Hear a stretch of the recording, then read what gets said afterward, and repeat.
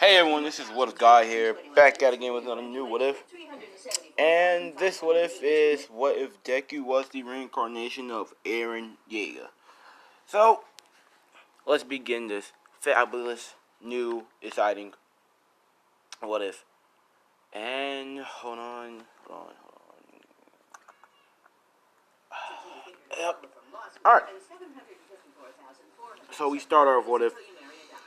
We start off the story with a young Izuku Midoriya, as he is coming home from another day of school and from another beating by Baki and his lackeys.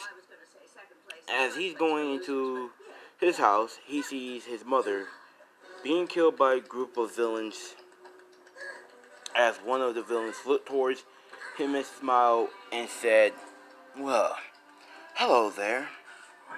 Izuku is struck with pure fear. He couldn't move a single muscle as he looks towards his mother as his mother was saying, with her last words, her last breath towards him, "Run, Izuku, run away. Please, I love you," as she got cut off by the villain as he snaps her neck, then saying, "Shut the fuck up and die already." As then the villain proceeds to kick. Hold on. Then the villain proceeds to kick her head in, as Izuku decides to finally move and run away. As Izuku is running away from his house, crying in tears, we go to a group of villains. Well, to the group of villains. Villain 1. Well, that's done. What's next? As of another villain was saying, "Well, should we go after the kid? He did just saw us after all, right?" Hold on. As then, well, another villain says, "No, remember what the boss had said to us. Don't touch the kid. Only kill the mother and the father." Then we go back to the villain 1. He says, "But where is the father at? Anyway, why isn't he here?" As we cut to villain 2. Villain 2 was basically saying, "I don't know. Maybe he's at work someplace or overseas probably." As villain 3 proceeds to continue saying, "If he is overseas, we should wait until he gets back, and he will come back once he heard about what happened to his wife." As he smiles, he has a smile on his face.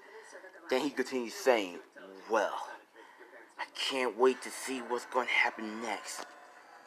But what they don't know is that Izuku's father, Hisashi Midoriya,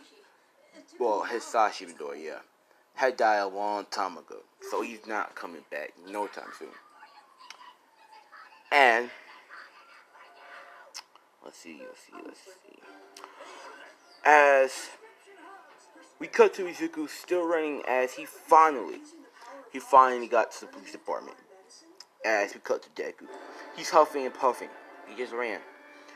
As he now is saying, "Someone please help me. Someone please help me." As then, he starts screaming for the police. As the police officer again. As he says, Whoa, kid, what's wrong? What's happened? Why are you screaming?"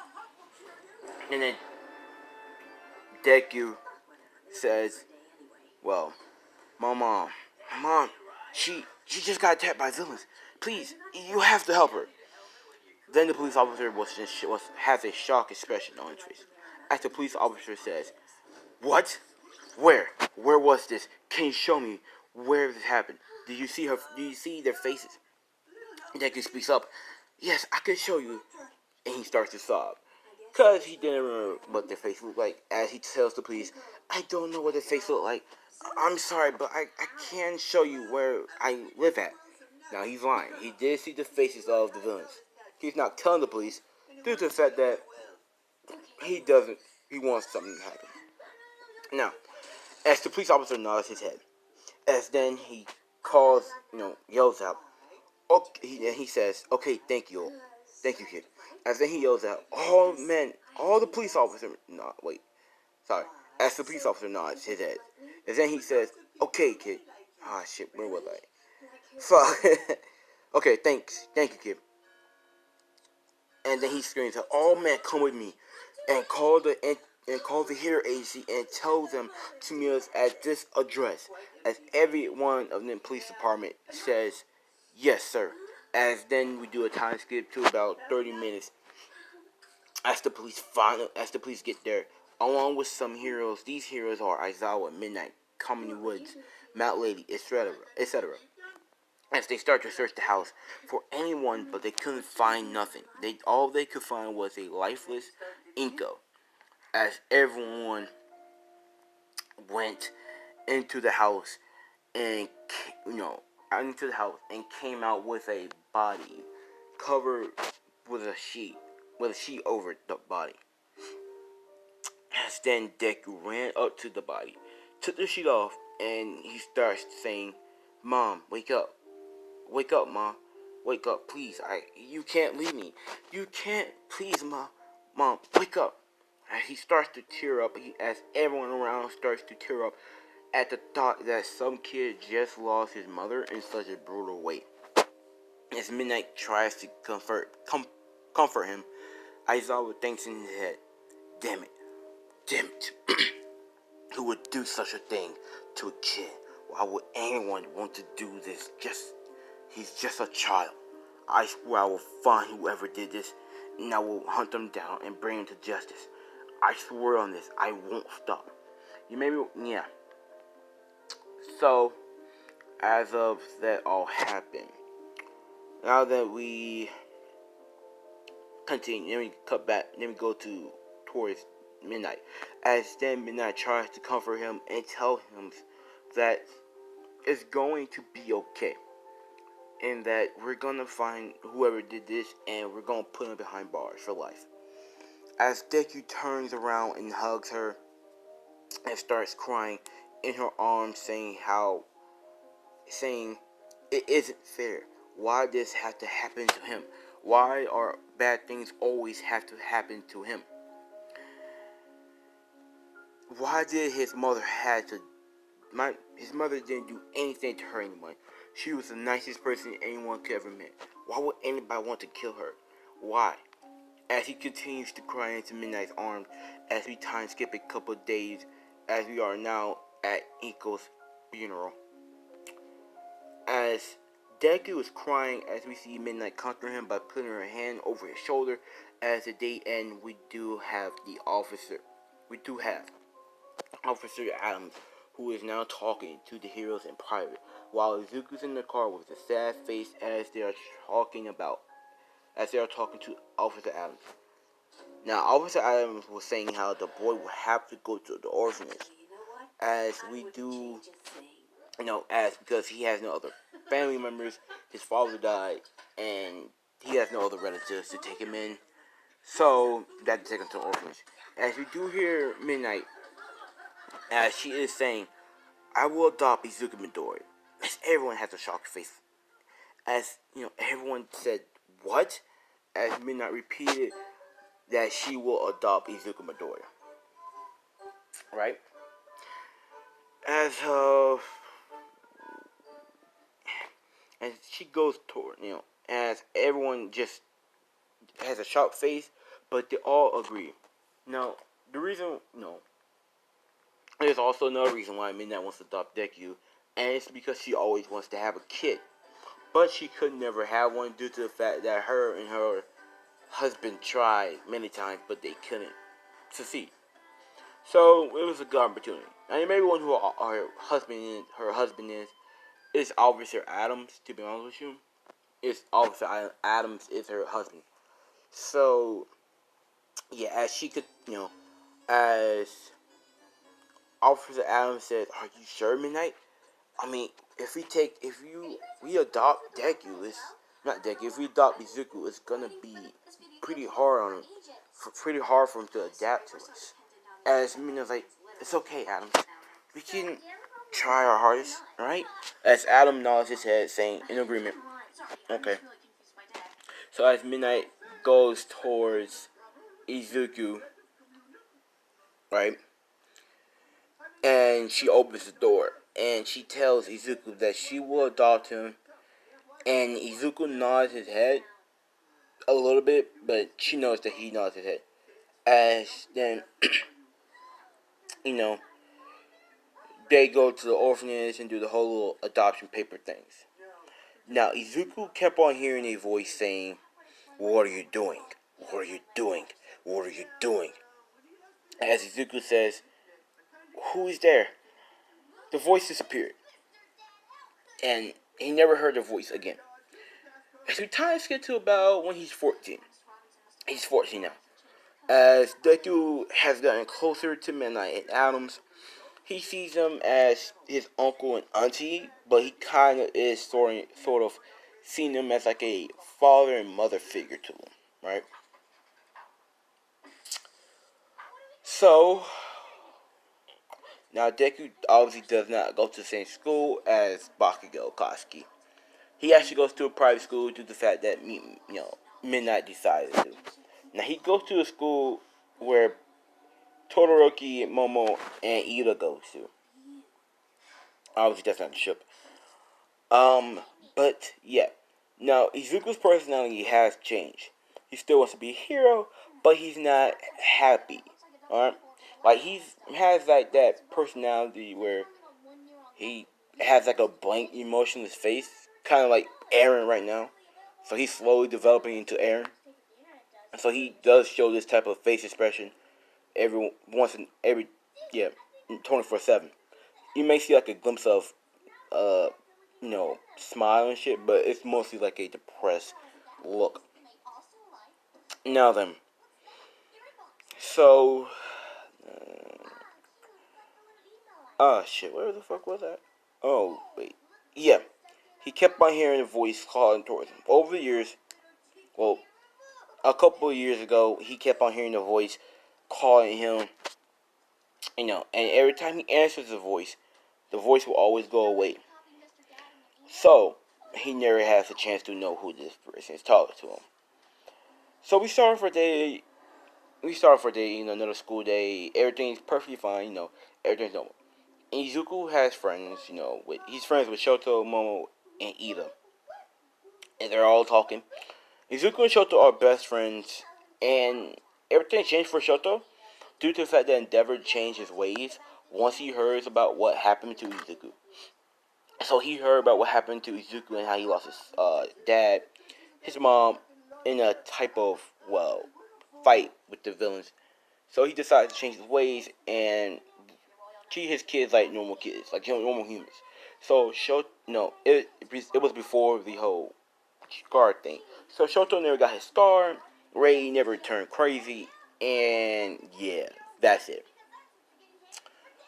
So as of that happens, everything's normal, and then the teacher brought up, tell everybody to be quiet. Everyone's quiet. Izuku's quiet. He's more like a quiet kid, but he does hang out with Ida, Momo, and Shoto, like I said. So, as, the teacher was like, kids, class, we have a new student come with us today. And she's actually part of a hero family. As he told this student to come in, as then she comes in, that's a girl. So, as this teacher says, well, may you please introduce yourself to the classroom. She says, hello, my name is Mikasa Ackerman. As everyone was like, Ackerman? You mean the famous family hero, Ackerman? Now, she does come from a family heroes. Her big brother is Levi. Her older brother is Levi. He's like in the top 10 heroes, top ranked heroes. Yeah, he's actually ranked 5. So yeah, and the quirk is the same as like the clan's abilities, like super strength. I'm gonna say durability. I'm gonna say she got a little bit of regeneration, a little bit of speed. She's more of a fighter, so yeah, and yeah. Anyways, So as every boy is, looking at her, they're all like thinking, "Damn, she's beautiful. She's cute as fuck." So yeah, you all know how Mikasa looks like, but yeah, y'all know how Mikasa looks like. She's a baddie, and yeah, she has long hair. So that's yeah. As the teacher tells Mikasa to sit behind Izuku, as he tells Izuku to raise his hand, he raises his hand, and voila. So she goes and sit beside Izuku. Every boy is like thinking in his head like, what a lucky bastard. He gets to sit with a brand new, with a cute new student. So lucky. As then Izuku and Mikasa begin to talk. As Izuku's like, hello, my name is Izuku Midoriya. And she's like, hello, my name is Mikasa Ackerman. So they begin to talk about the Ackermans and all that shit. Now, in the end of the day, it's the end of school, In the day, all the shit, all the teachers are leaving, students are leaving. As Izuku is saying goodbye to the three friends, Ida, Shoto, and Momo. As Shoto offers to walk Momo home, and Ida decides to go the wrong way. So Deku's walking home. As then he sees Mikasa also walking home, but on a different side of the street, and she's walking. Now, there are shortcuts to her house, and she takes the alleyways a lot because, shortcuts. And then he sees a group of men running towards her, and yeah. So, this group of men was walking towards her as she took a dip, so did the group of men. Now, I know what you're thinking, but Mikasa can't fight her with her own.